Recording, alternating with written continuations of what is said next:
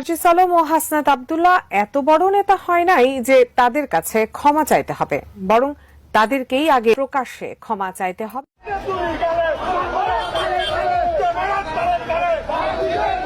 এই যে ছাত্র আন্দোলনের নেতারা তাদের বিবেকটা আসলে কোথায় গিয়ে দাঁড়াইছে, ক্ষমতার লোভ কি তাদেরকে অন্ধ করে দিল কিনা সেটা বুঝতে আমার একটু কষ্ট হচ্ছে। সার্জিস হাসনাতের দুই গালে জুতা মারো তালে তালে এমনই স্লোগান দিয়ে রাজপথ উত্তাল করেছে দেশের সাধারণ জনগণ। শুধু তাই নয়, সমন্বয়কদের অপকর্ম জনগণের মাঝে প্রকাশ পেয়েছে।